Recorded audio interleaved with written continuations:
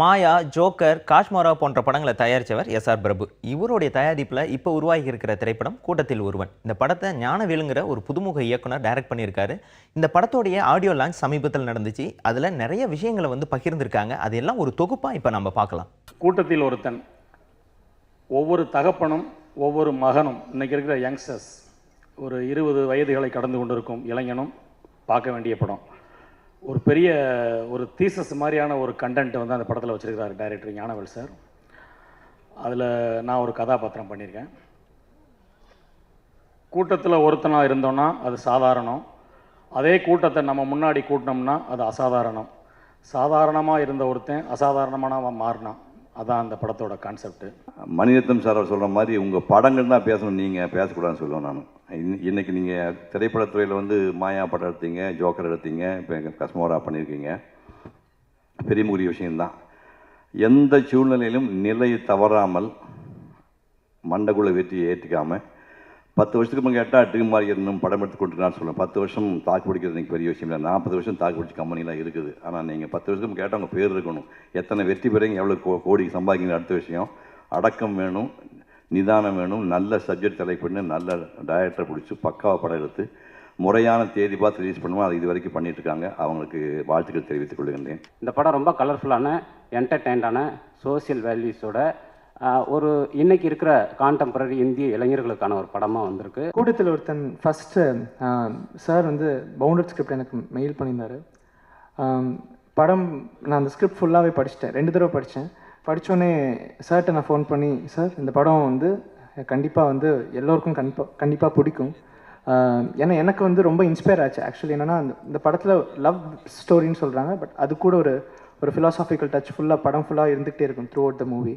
So இந்த படம் எனக்கு ஒரு மறக்க முடியாத ஒரு ஜேர்னி. ஏன்னா மியூசிக்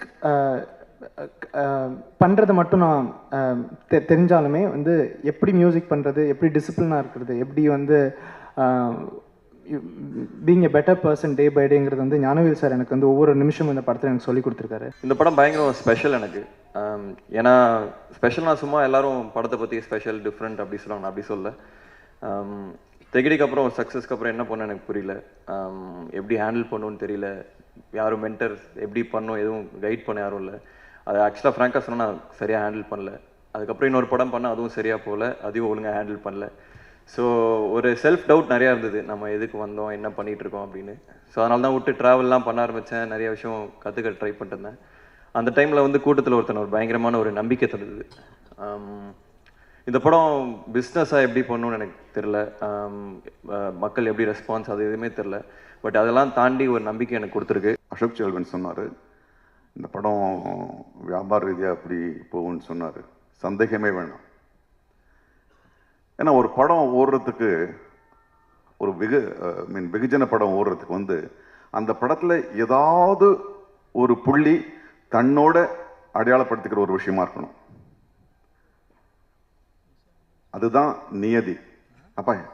அப்போ மனசுக்கு நெருக்கமாக வந்த படம். ஆனால் இந்த படத்தினுடைய மைய கருத்து, இந்தியாவில் 100 கோடி மக்கள் இருக்கிறார்கள் என்றால் 70 கோடி மக்களுடைய மனநிலை தான் இந்த படத்தினுடைய மையக்கரு. அதனால எல்லாரும் இந்த படத்தை பார்ப்பாங்க. ஐயோ நானும் இப்படித்தானே ஒருவேளை இப்படி பண்ணிருக்கலாமோன்னு நிச்சயமா அது மனசை வைக்கும். அதனால எல்லாரும் தன்னை அடையாளப்படுத்தி கொடுக்கின்ற ஒரு படமாக இது இருக்கிறது. ஞானவேல் பற்றி சொல்லிகிட்டே போகலாம். ஒரு நல்ல பத்திரிகை ஆகட்டும், ஒரு நல்ல ஒரு ஆர்டிக்கல் ஆகட்டும், ஒரு நல்ல ஒரு ஃபீட்பேக் ஆகட்டும், அது ஒரு புக்கில் படிக்கும்போது சரி, ஒரு ஆர்டிக்கலை படிக்கும்போது சரி, அது நல்வழிப்படுத்துறது அப்படின்னு சொல்லுவாங்க. அவரோட ஒத்தையடி பாதையிலேருந்து, ஆச்சரிய பெண்கள்லேருந்து எல்லாமே கண்டிப்பாக நம்மளை இன்ஸ்பயர் பண்ணும், நம்மளை யோசிக்க வைக்கும். இந்த பேக்ரவுண்ட்லேருந்து வந்ததுனாலேயே நான் அந்த படம் பார்த்துட்டேன். நிச்சயமாக எல்லாரையுமே யோசிக்க வைக்கும், எல்லாருமே இப்படி இருக்கலாமே அப்படின்னு சொல்ல வைக்கும், எல்லாருக்குமே ஒரு அடையாளம் தேடுறதுக்கு ரொம்ப ஈஸியாக ஒரு வழி வகுக்கிற மாதிரியான ஒரு விஷயமா இருக்கும். Very very happy with this film. எல்லா சந்தோஷமும் மாதிரியே அசோக்கும் நம்ம ராஜா சொன்ன மாதிரி எனக்கு 5-6 வயசுலேருந்து தெரியும். Perfect actor for the script. எப்படி நடிச்சிருக்கான் பாரு அப்படிங்கிற மாதிரி எனக்கு நிறைய இடத்துல தோணுச்சு. ரொம்ப சந்தோஷமாக இருந்தது அசோக் பார்க்கும்போது. 5-6 வயசுலேருந்து நான் பார்த்துட்ருக்கேன். இந்த படத்தில் பார்க்கும்போது எப்படிங்க பண்ணா இந்த அப்படின்ட்டு கேட்குற மாதிரி தான் இருந்துச்சு ஞானவேல் அவர்கள்கிட்ட. நிச்சயமாக ரொம்ப அழகாக அதை உள்வாங்கி பண்ணியிருக்கிறாரு. இந்த மிடில் பெஞ்சர் அப்படிங்கிற ஒரு விஷயம் இருந்தது ஐடென்டிட்டியை தேடி மனசில் ஏக்கத்தோடு இருக்கிற நிறைய பேர் அதுக்கப்புறம் கவனிக்க ஆரம்பிச்சது.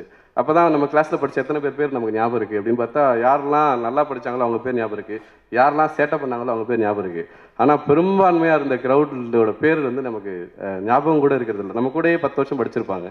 ஸோ இந்த மாதிரி இதுதான் வந்து, ஆனால் உலகத்தை மாற்றின பெரிய ஆட்கள் எல்லாம் பார்த்தீங்கன்னா ஃபஸ்ட் பெஞ்சோ லாஸ்ட் பெஞ்சோ இல்லை, மிடில் பெஞ்சில் தான் இருந்திருக்காங்க. பில்கேட்ஸில் ஆரம்பித்து நிறைய உதாரணம் இருக்குது. படத்தில் அந்த கண்டென்ட்டை தான் பேசியிருக்கோம். ஸோ அந்த கண்டென்ட் நீங்கள் இந்த படத்தோட கிளைமேக்ஸ் நிச்சயமாக அவங்க எல்லாருக்கும் ரொம்ப பிடிக்கும்னு நினைக்கிறேன். வழக்கமான இதுவாக இல்லாமல் கொஞ்சம் புதுசாக முயற்சி செஞ்சுருக்கு.